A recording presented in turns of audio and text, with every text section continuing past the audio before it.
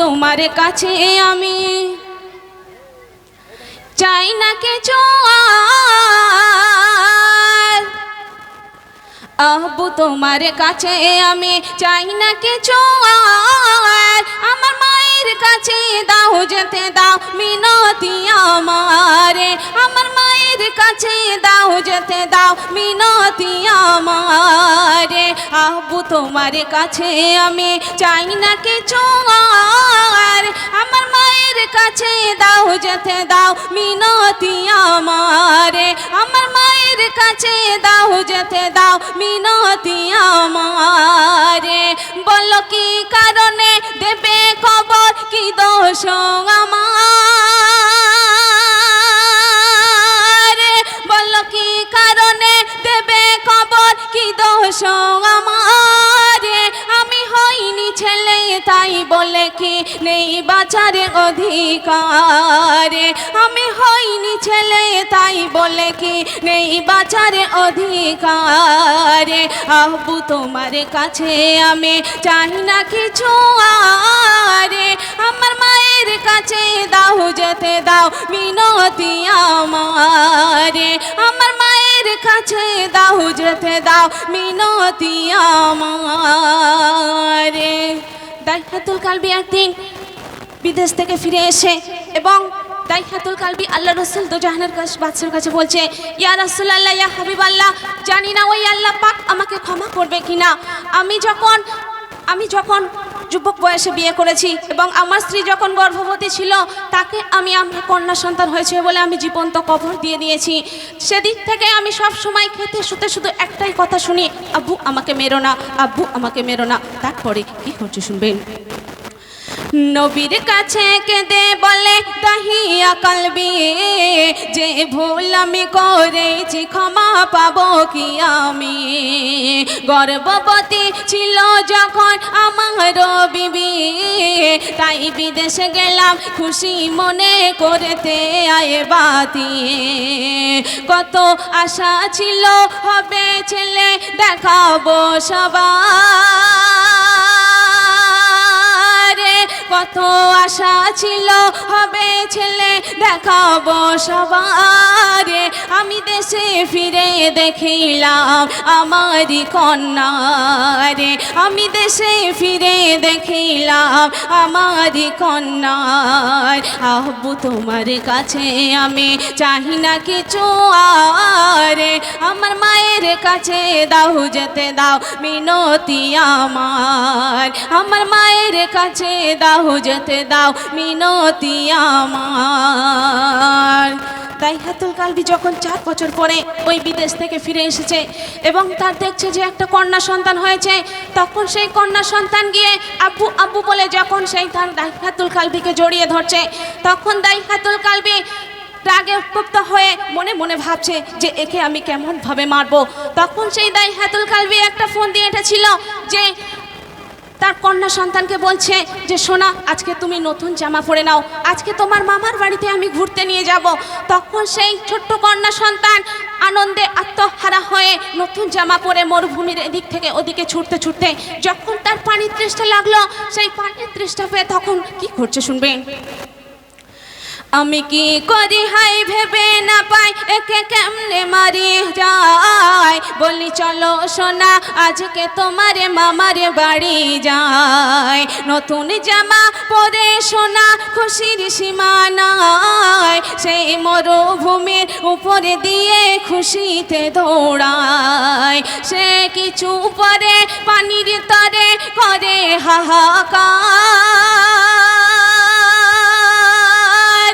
সে কিছু পরে পানির তরে করে হাহাকার, আমি সুযোগ বুঝে ভাবিলাম কবরে খুলিবার, আমি সুযোগ বুঝে ভাবিলাম কবরে খুলিবার, আব্বু তোমার কাছে আমি চাহি না কিছু আর, আমার মায়ের কাছে দাও যেতে দাও মিনতি আমার মায়ের কাছে দাও যেতে দাও মিনতি আমার। যখন সেই কন্যা সন্তানটি মরুভূমিতে দৌড়াতে দৌড়াতে পানির তৃষ্ণা লাগলো, তখন সেই কন্যা সন্তান দাইহাতুল কালবিকে বলছে যে আব্বু আমার খুব পানির তৃষ্ণা লেগেছে। তখন দাইহাতুল কালবি ভাবছে যে এটাই মনে মনে আমার এই সুযোগ, যে এটাই মারার ফন্দি কেটেছে, আমি ওকে এই একটাই মারার সুযোগ পেয়েছি। তখন দাইহাতুল কালবি ওই মরুভূমির বীজখানে গিয়ে গর্ত খুলছে, আর ওই কন্যা সন্তানটা গিয়ে বলছে যে আব্বু তুমি এখানে গর্ত খুলছো কেন? তখন সেই দাইহাতুল কালবি বলছে যে সোনা এখানে গর্ত খুলছি, এই গর্তর মধ্যে পানি পাওয়া যাবে, যে ওই পানি তুমি খাবে। তখন সেই কন্যা সন্তান বলছে যে আব্বু আমি আর পানি খাবো না, আমি আর পানি খাবো না। বলছে কেন পানি খাবে না? তখন সেই কন্যা সন্তান বলছে যে তোমার কষ্ট দেখে আমি সহ্য করতে পারছি না, তুমি যে ওই গর্ত খুঁজছো তোমার গায়ের ঘাম টস টস করে পড়ছে, তাই আমি পানি খাবো না।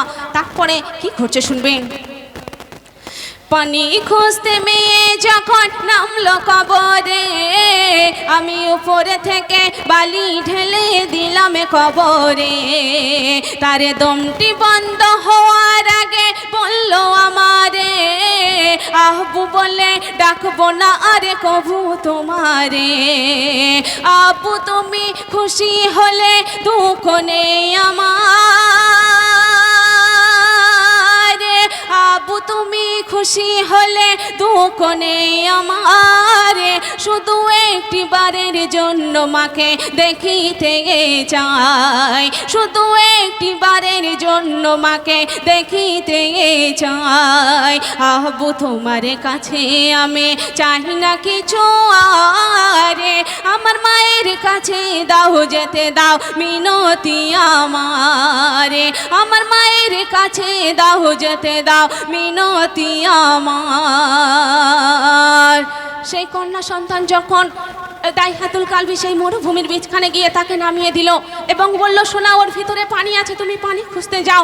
যখন তার ওই গর্তের মধ্যে নেমে গেল এবং দাইহাতুল কালবি তাকে এমন কাপুরুষ ছিল তার বুক পর্যন্ত বালি থেকে ভরিয়ে দিয়েছিল, এবং সে অনেক কাকুতি মিনতি করে বলছে যে আব্বু আমি তোমাকে আব্বু বলে ডাকি বলে আজকে তুমি আমাকে মেরে ফেলছো, আমি আর কোনোদিনও তোমাকে আব্বু বলে ডাকবো না, আর আমি এই দুনিয়া থেকে অনেক দূরে চলে যাব, আমি তোমাদের কাছে আর কোনোদিনও আসবো না। আর হ্যাঁ যদি তুমি আমাকে মেরে খুশি হও তাতে আমি খুশি, তবে হ্যাঁ আমার একটাই আবদার, শেষবারের মতো আমার মায়ের সঙ্গে দেখা করতে দাও। এই বলে তাকে মেরে ফেলেছিল। এবং বিশ্বনবী দোজাহানের বাদশা যেদিন থেকে এই দুনিয়ার মধ্যে আসলেন সেদিন থেকে এই নারী জাতের সম্মান দেওয়া শুরু হলো। এবং বিশ্বনবী দোজাহানের বাদশা দাইহাতুল কালবি একদিন বিশ্বনবী দোজাহানের বাদশা মসজিদের ভিতরে এই নারীদের নিয়ে বয়ান করছিল। তখন দাইহাতুল কালবি মসজিদের বাইরে থেকে শুনে গুনগুন করে কাঁদছে। আল্লাহ রসুল দোজাহানের বাদশা বলছে যে দাইহাতুল কালবি তুমি এমনভাবে কাঁদছো কেন? তখন সব কিছু শোনার পরে আল্লাহ রসুল দোজাহানের বাদশা বলছে যে দাইহাতুল কালবি তুমি ইমান এনে মুসলিম সাহাবি হয়েছো ঠিকই, তবে আমার থেকে দূরে থাকবে এই আর্জিটাকে আমি তোমাকে জানিয়েছি। আল্লাহ পাক তোমাকে ক্ষমা করবে কিনা তবে আমি জানি না, তবে তুমি আমার থেকে দূরে থাকবে, আমার সামনে তুমি কোনোদিনও আসবে না। শেষ কথায় কবি কি লিখছে শুনবেন। দয়ার নবী কেঁদে বলে দাহিয়া কালবি তোমার ক্ষমা করবে কিনা আল্লাহ রবি। তুমি ইমান এনে মুসলিম হয়ে হয়েছো সাহাবি, তবু আমার থেকে থাকবে দূরে জানাই আরজি। বলে সাইফুদ্দিন আমিন নারী করো সমাধান,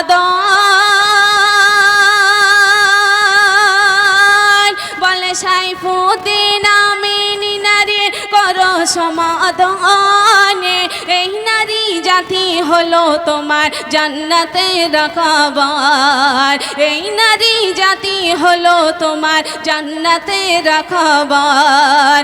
আব্বু তোমার কাছে আমি চাই না কিছু আরে, আব্বু তোমার কাছে আমি চাই না কিছু আরে, আমার মায়ের কাছে দাও যেতে দাও মিনতি আমারে, আমার মায়ের কাছে দাও যেতে দাও মিনতি আমার। হ্যালো।